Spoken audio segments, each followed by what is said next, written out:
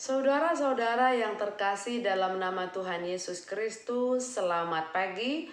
Mari kita beribadah sejenak. Kita menyanyikan buku NDHKBP dari nomor 491 ayat 1.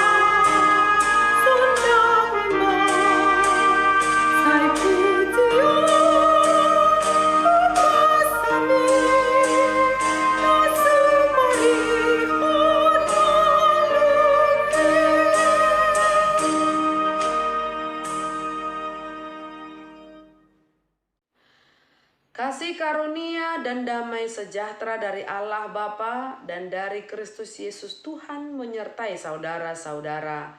Amin. Saudara-saudara, firman Tuhan renungan harian Selasa 1 Februari 2022 dari kitab Ibrani pasal 4 ayat 16 mengatakan, "Sebab itu marilah kita dengan penuh keberanian menghampiri tahta kasih karunia, supaya kita menerima rahmat dan menemukan kasih karunia untuk mendapat pertolongan kita pada waktunya." Dalam bahasa Batak Toba dikatakan, "Atong marhirasni roha mahita madapoton habang saparasiani asa tajalo talup ni roha jala asa dapot asini roha hita bahen pangurupion ditiki halehetanna." Demikian firman Tuhan. Saudara-saudara, dalam perjanjian lama seorang imam besar memiliki tugas khusus satu kali dalam 1 tahun. Dia harus melintasi ruang kudus untuk menuju ruang maha kudus yang dibatasi tabir atau tirai pembatas. Imam besar masuk ke dalam ruangan paling kudus dalam bait Allah untuk mempersembahkan korban pendamaian untuk dosa seluruh umat. Disitulah imam besar menjadi perantara antara umat Tuhan dengan Tuhan untuk meminta pengampunan dosa umat Israel. Dalam Ibrani pasal 4 ayat 14 mengatakan, "Karena kita sekarang mempunyai imam agung yang telah melintasi semua langit, yaitu Yesus anak Allah. Baiklah kita teguh berpegang pada pengakuan iman kita." Istilah langit atau surga memiliki dua makna, yaitu makna yang pertama, tempat kediaman Allah, tempat istirahat orang percaya yang sudah mati. Dan makna langit atau surga kedua adalah seluruh ruangan di atas bumi yang berisikan udara, matahari, bulan, bintang, dan lain sebagainya. Yesus tidak seperti imam besar, seperti dalam tradisi perjanjian lama tadi, di mana dia harus masuk ke tempat kudus buatan tangan manusia yang hanya merupakan gambaran saja dari yang sebenarnya. Yesus melainkan masuk ke ruang maha suci, ke dalam surga sendiri. Yesus sang imam besar itu melintasi seluruh ruangan di atas bumi dan masuk ke tempat kediaman Allah untuk menghadap hadirat Allah guna kepentingan kita semua orang berdosa. Dalam Ibrani pasal 4 ayat 15 mengatakan, sebab imam besar yang kita punya bukanlah imam besar yang tidak dapat turut merasakan kelemahan-kelemahan kita. Sebaliknya sama dengan kita, ia telah dicobai, hanya tidak berbuat dosa. Imam besar yaitu Yesus sendiri telah merasakan apa yang dirasakan manusia seperti lapar, haus, dan semua kebutuhan tubuh. Dia juga merasakan kehinaan, penghinaan, kemiskinan, dan rasa takut, sedih, takut mati, dan lain sebagainya. Namun meskipun demikian, Yesus tidak jatuh ke dalam dosa. Seluruh perasaan-perasaan tadi bebas dari sesuatu yang jahat atau yang buruk. Saudara-saudara, imam besar kita tahu dan bahkan sangat tahu perasaan kehidupan kita. Oleh karenanya, berpegang teguhlah pada pengakuan iman kita, agar perasaan-perasaan tadi tidak menarik, perasaan-perasaan tadi tidak menyerang kita sehingga iman kita menjadi goyah. Ketika menghadapi sebuah goncangan, pencobaan, penganiayaan, jangan biarkan persoalan itu menarik kita hingga menyangkal Yesus. Saudara-saudara, jika demikian, lantas apa yang akan kita lakukan? Maka dalam Ibrani pasal 4 ayat 16 mengatakan, sebab itu marilah kita dengan keberanian menghampiri tahta kasih karunia, supaya kita menerima rahmat dan menemukan kasih karunia untuk mendapat pertolongan kita pada waktunya.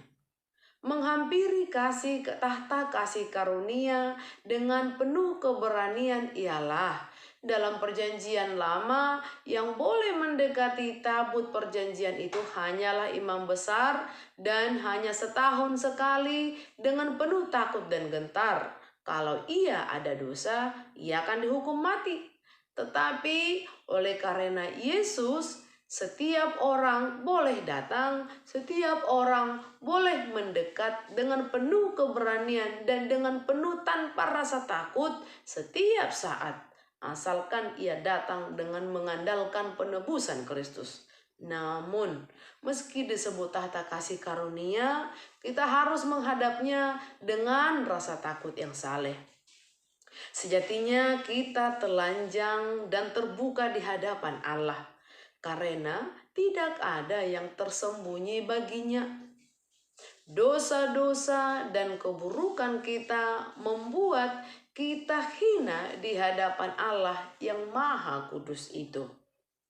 Namun, melalui imam besar, kita datang dan menghampiri tahta kasih karunia yang darinya mengalir kasih, pertolongan, pengampunan, kemurahan, kuasa rohani, pencurahan Roh Kudus, karunia-karunia rohani, buah-buah roh, dan semua yang kita perlukan dari Allah.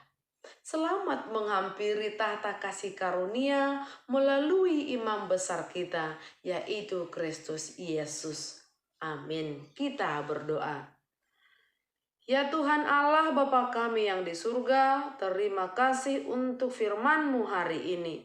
Terima kasih Engkau memberikan Kristus Yesus menjadi pengantara kami umat berdosa ini menghampiri tahta-Mu. Oleh perantaraan imam besar, kami yang turut merasakan kelemahan-kelemahan kami, kini kami memiliki semangat dan kepercayaan dalam menghadapi hidup ini. Terpujilah Engkau Allah yang maha baik di dalam Yesus Kristus. Amin. Marilah kita menyanyikan buku nyanyian HKBP dari nomor 491 ayat 1.